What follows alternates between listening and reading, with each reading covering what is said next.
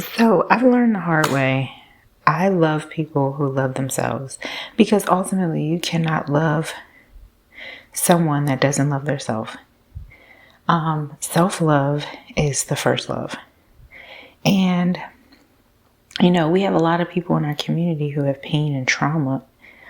And that pain and trauma causes them to not be able to welcome and receive love. And so what we don't understand sometimes is that we can't love them more than they can love themselves. We can't love them for them. We just can't.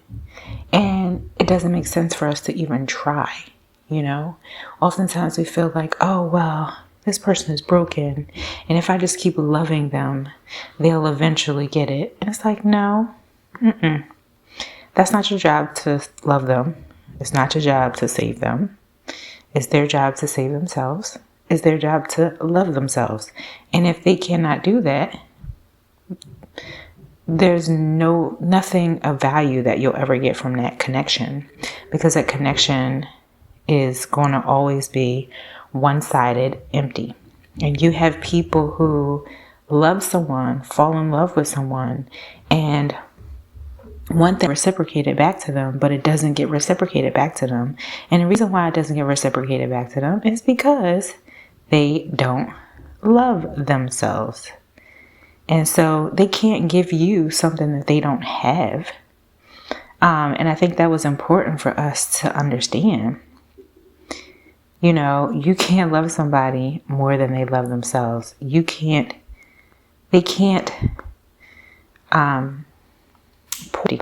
right? So their love cup is empty, and you're pouring into their love cup, but their cup is still empty. It's like it's got a hole in the bottom. And so it doesn't matter how much love you pour in, there's a hole in the bottom. So it just keeps seeping out.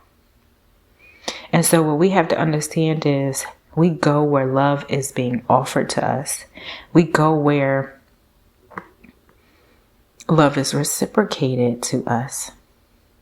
We don't chase anybody's approval or validation or love. We go where love is, where we're met, right? If somebody's like, I love you, you love me, it's equal, it's reciprocated.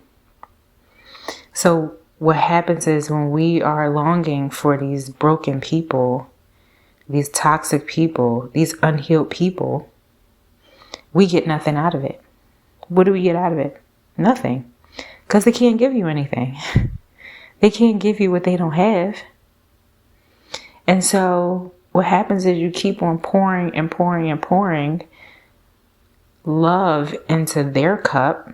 Their cup has a hole in the bottom, so it's not going anywhere. And while you're filling their cup, nobody's filling your cup.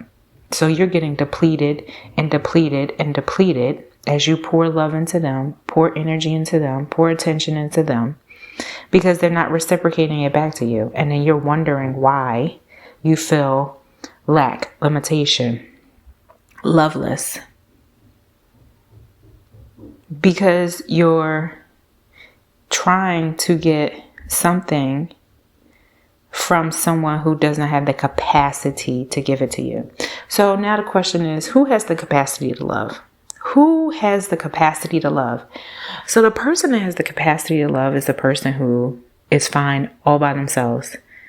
The person who has the capacity to love is the person who has processed, healed, and taken care of their traumas, their past. They don't live in the past. They live in the present, the future.